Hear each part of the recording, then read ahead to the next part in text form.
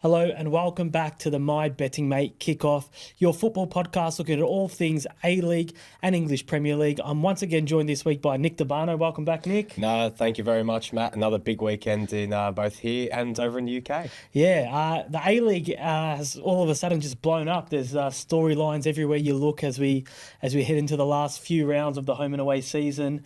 We've got a Premiership race on our hands again. We've got a really tightly contested bottom end of that top six, so plenty to look into, and we'll start there this week. And it's hard to start anywhere other than Melbourne Victory and Wellington Phoenix this weekend. Victory coming off a massive derby win, which coupled with Wellington's loss against Central Coast Mariners, which we sort of previewed last week, really puts them back in the hunt with a positive result here.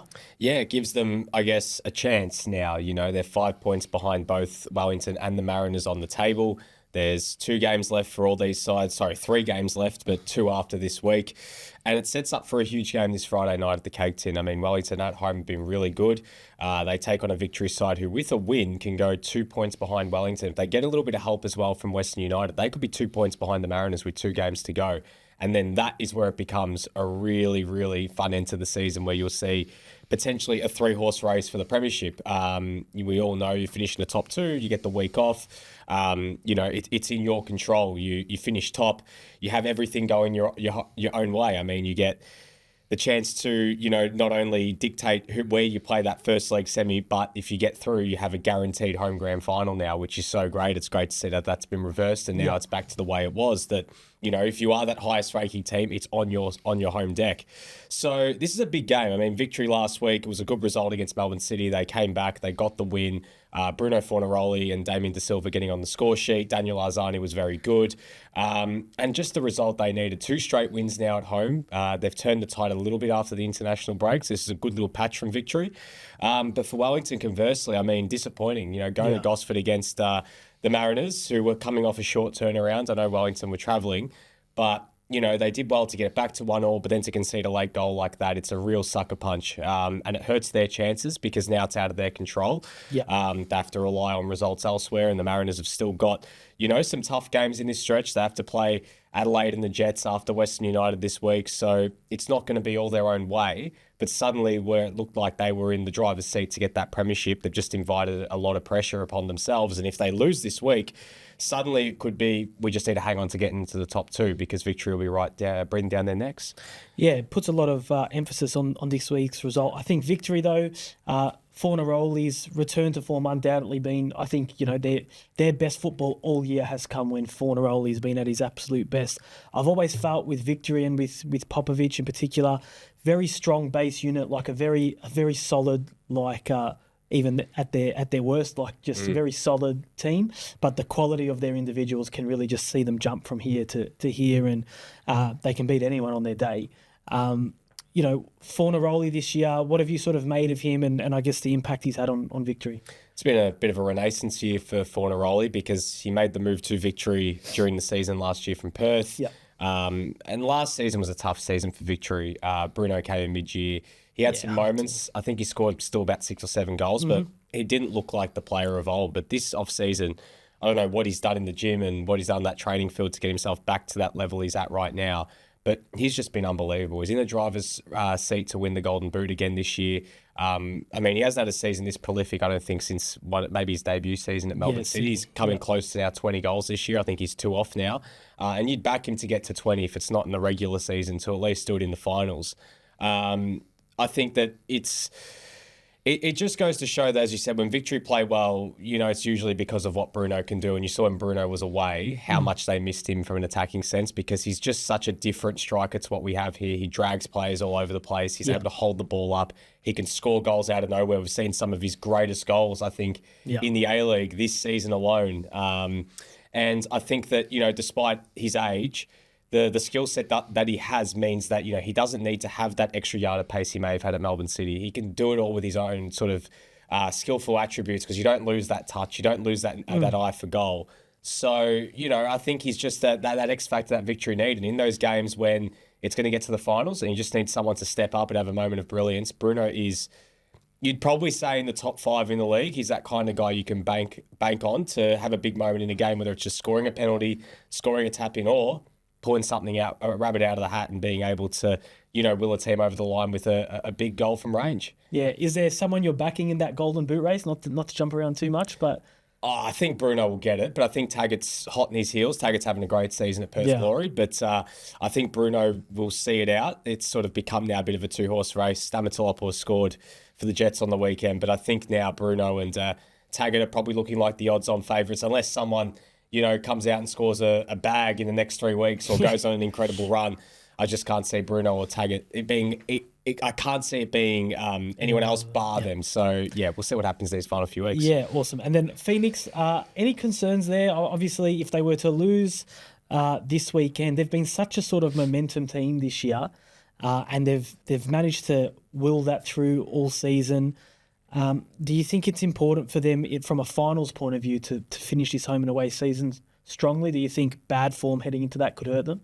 I think it could, only from the sense of you don't want to fall out of that top 2, because if Wellington can guarantee that a team has to travel to them in a 2-legged semi, it's massive for them. Yeah. And finishing as high as you can, you give yourself an opportunity, if you get to that grand final, to host it. Yeah.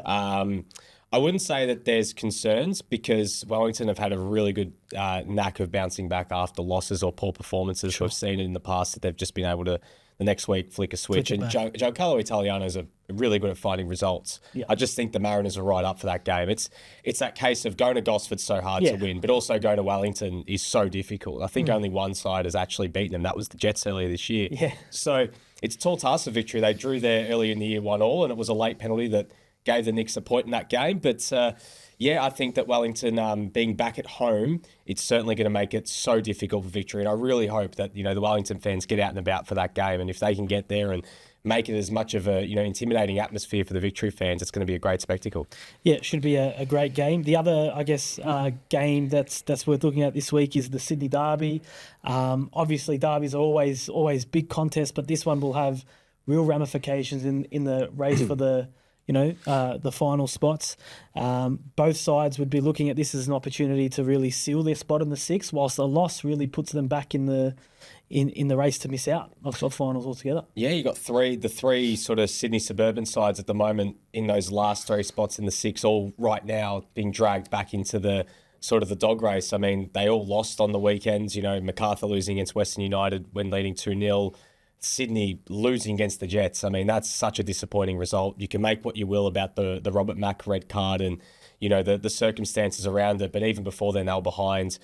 You're looking at the Wanderers, who we thought had turned a little bit of a corner, losing at home against Brisbane Roar. Suddenly, they're just inviting unnecessary pressure upon themselves. And now we get to this derby where it is essentially like a playing game. It's almost a bit of basketball parlance that, you play a game to essentially get into the finals. And it does feel like you win, you're in this game. You lose, you just potentially just opening up that trapdoor, because as much as Melbourne City haven't been getting results, these run of results have opened up the door for Brisbane, and it's also opened up the door for Adelaide. I mean, Adelaide have won 3 in a row, and they've got a game in hand as well against Western United. And Adelaide have still got the season players that, got them to semi-finals and finals in the past, that they could go on a run and potentially snag a spot.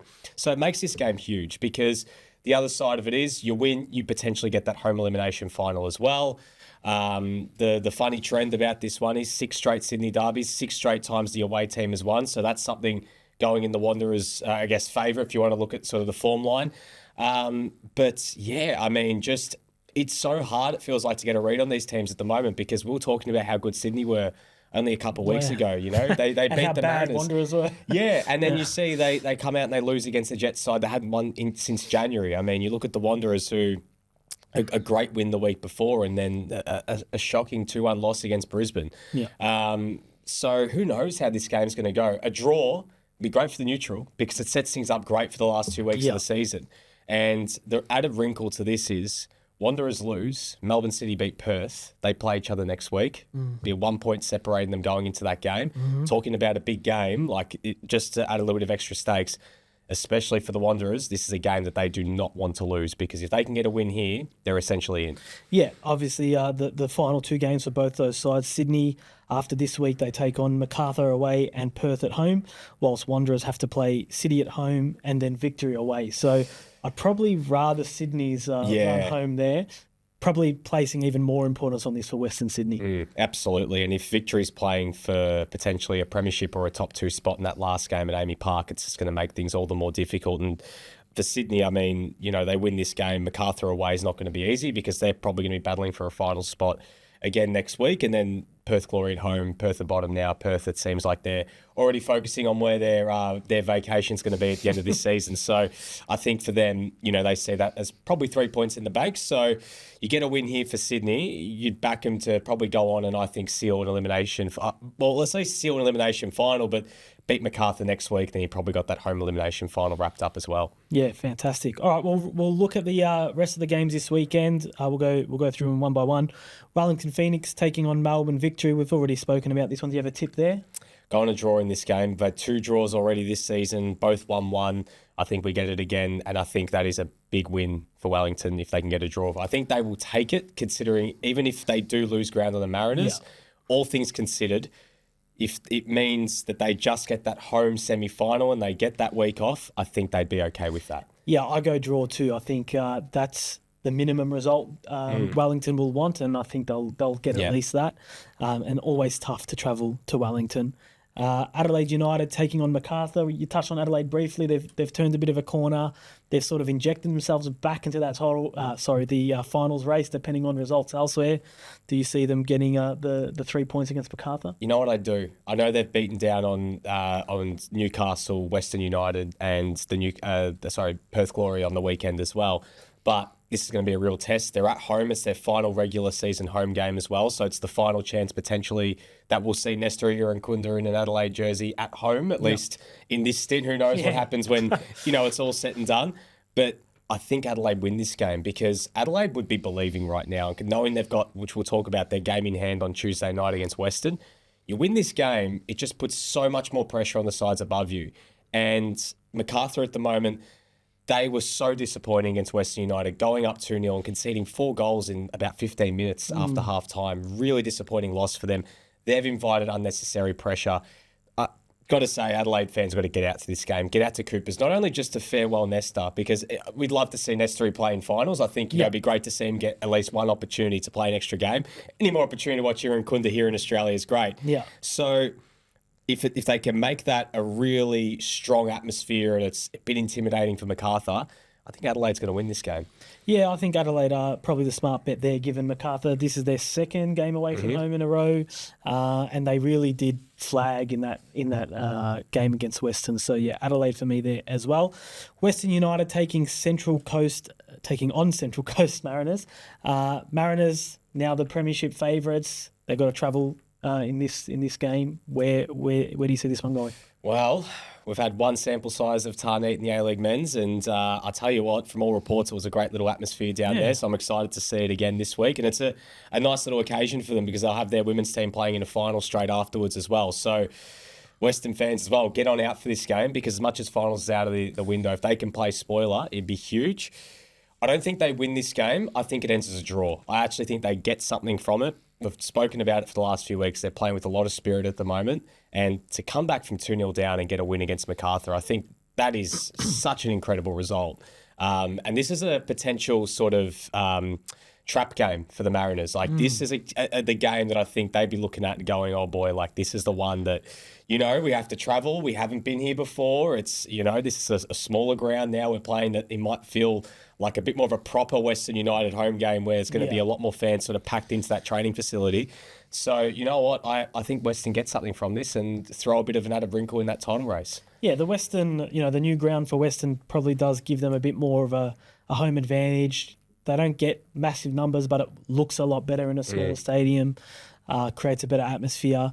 I still think Central Coast has just proven too strong. I'm not prepared to bet against them in this one, but I thought Macarthur might upset the homecoming party last week, and they didn't do me any favours. So I'll still go Central Coast, but certainly Western at home in this newfound environment might be some good value there.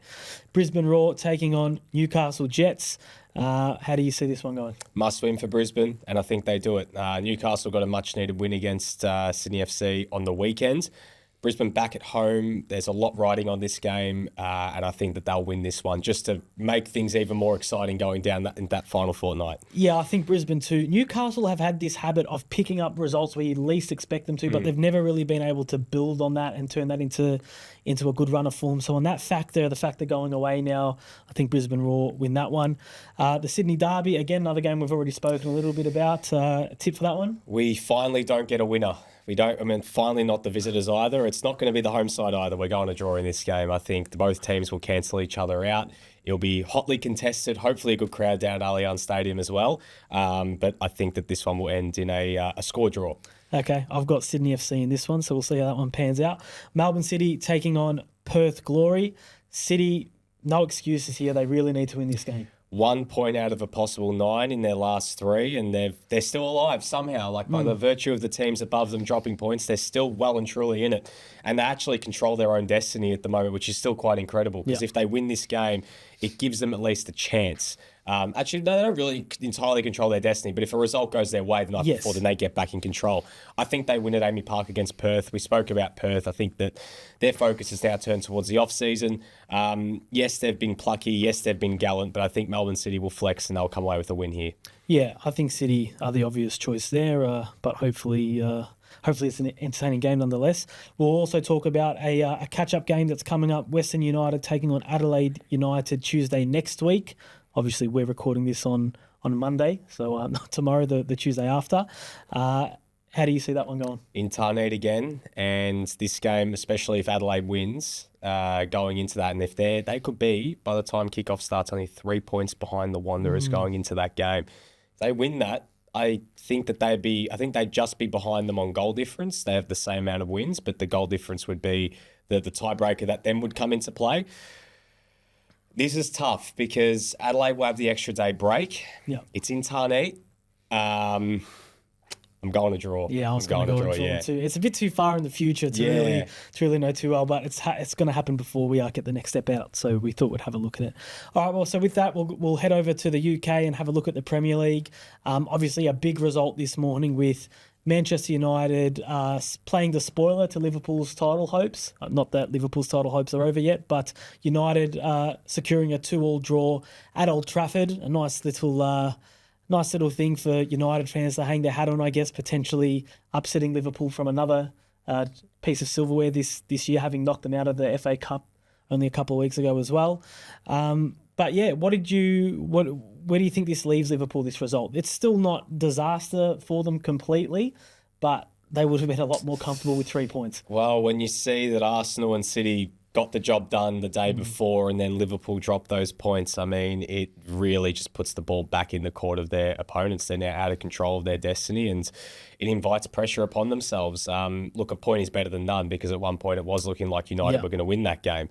And then that's just a needless challenge from Wan-Bissaka inside the box and leads to Salah getting that equaliser. Look, end of the day, it's a point, but Arsenal and City aren't dropping points at the moment. You know, City last week, and we'll talk about it in a sec, beating Villa, coming from behind to beat Palace. Arsenal go on the road, tricky game against Brighton, just blow them out of the water with a 3-0 win.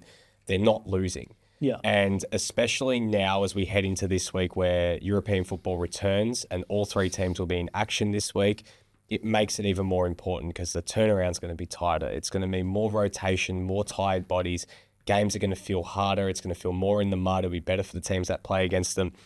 And I know it was always going to be a tough game. And yeah, like we could be saying, back in Liverpool's favour next week. This is the beauty of the title race. Yeah. But yeah, they'd be kicking themselves though. They did lead in this game as well. And they just allowed United to come back into it. The first goal from Fernandes, just a mistake there from the goalkeeper. And you can't really do much about the Mainu goal. Like that was an absolute bum. Yeah. But, end of the day, dropping 2 points on the road in the title race, especially with how tight it is, they don't have any margin for error at the moment. And they've just handed it back to Arsenal and City. Yeah, I think with Liverpool, they've just won so many games late on. All their games have just been super close, super intense. It's got to start having a tax on these players, And United themselves are a bit of a wild card. I mean, they go from that shocking result and performance against Chelsea to snatching another point against Liverpool. They've made a habit of being very difficult against Liverpool, particularly at Old Trafford. But Yeah, Liverpool for me, I think the fatigue's starting to show. I think they've dealt with injuries all year, so even the depth of their squad has been tested. Those players who might typically be a bit fresher at this time of the year have played a lot more minutes than maybe those at Arsenal and City. And I think the nature of the wins that Arsenal and City are having just sort of shows they're at different energy sort of levels at the moment, because Liverpool's game just is such a energy sucking sort of It's the style of the Jurgen, the not gegenpress, that City and Arsenal don't play, very high octane types of football, but you just feel like Liverpool have just sort of threatened to start running on empty for a few weeks now. And yeah, they're going to have to find solutions that, do they just start rotating fully for these European Cup games and make sure that they're at best possible sort of strengths for the Premier League? I mean, where do the priorities lie for Jurgen Klopp? That's the question. Are you willing to sacrifice something? And I think, end of the day, you'd rather go with a Premier League title than, all due respect, than a Europa League championship. I mean, if they were to go out in the quarters against Atalanta, is it really a disaster considering all the injuries they have? Yeah. I don't think so. I still think they'll get through because Atalanta are in a bit of up and down form in the league.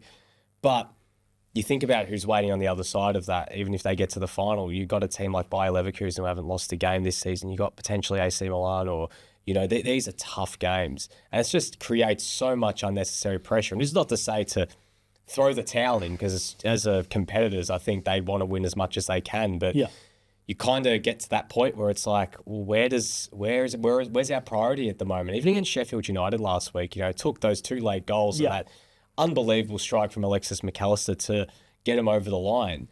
It just creates so much pressure and pressure and pressure. And it's, I think it, as you said, Matt, I think it is taking a little bit of a toll on them. And, it'll be interesting to see what they do in these next few weeks. Yeah.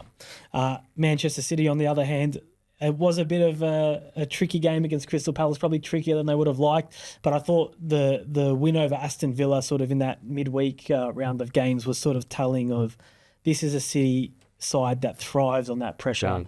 They're just so deep, like that was basically their, best team taking on Aston Villa, a team that we had sort of last week talked about being a side that could potentially upset the title race, and City really made light work of them. Do you still see them as your favourites? I think so. Yeah. They're flexing at the moment. Some of the goals that they scored in both those games were brilliant. I mean, Foden on Thursday, De Bruyne yesterday, on Saturday night. They've got just so much quality. And they had a couple scares, and it does feel like, though, the one sort of alarm bell for me was just how lapsed they were defensively at the start and the end of the game against Palace. Like, they conceded very early, and the goal they conceded was very uncharacteristic, just allowed Mateta so much space. And it's like, what are they doing? But it was the response, just piling on the goals. Yes, Palace pulled one back and created a bit of a nervous finish, but City are just finding a way to get results. And if you can just get them on the board, as we said, at the end of the day, 3 points is so important in this race. You just keep winning, you keep finding a way. It puts more pressure on the teams around you, and City have been there and done that. So we'll see what happens in the weeks ahead. We'll see what happens. Big rounds of games coming up. We'll start previewing those. So we've got Newcastle taking on Tottenham. Where do you see that game going? Well, this is a big one. Spurs in the top 4 now after Villa losing on the weekend. And, I mean, big thank you to Brentford, I guess Spurs fans would be saying, for that comeback win on the road. I think Tottenham win this game. They had a good win against Nottingham Forest on the weekend. I think they're going to start to, I wouldn't say kick ahead, but I think that they'll start to really get a bit of a stranglehold on fourth spot, and I think they'll be too strong for the Magpies. Yeah, I think Tottenham should win, but there's always a drama around Ange Postecoglou's sides, no matter where, they normally get sort of where they needed to go, but there's always a few roadblocks in the way and that sort of thing. So this is a game I could potentially see them dropping points in. But I do think their form overall has been pretty good. The performance has been good, so I'll back them in against Newcastle despite playing away from home. Brentford taking on Sheffield. Sheffield's obviously, pretty much set for the championship next season. Brentford obviously very much in survival mode. Do you see them winning at home? Well, Sheffield have been kind of gallant the last few weeks. I mean, getting a point against Chelsea on the weekends, giving Liverpool a little bit of a scare at Anfield. I do think Brentford, though, after a big win on the weekend, they just need I think maybe another couple more wins and it might be enough. Yeah. But I think that they will defeat Sheffield United. Yeah, I've got Brentford there as well. Burnley taking on Brighton. Brighton obviously had a bit of a hard one against Arsenal.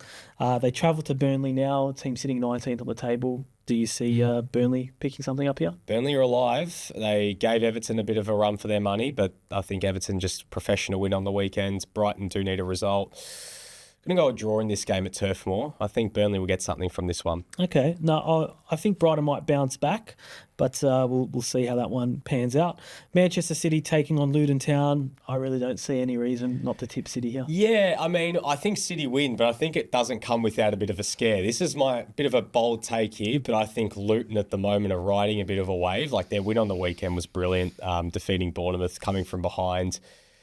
They would love this opportunity because as much as City are desperate, so are Luton. I mean, the fans are going to be making that trip up the highway. You know, it's going to feel for them like this is almost like a cup final for them in a way, taking on City, where they'd be thinking, no one's given us a chance. It's essentially a free hit. As much as they're in the bottom three, it is still a free hit. Yeah. They can just go there and give them a red hot crack, and whatever happens, happens.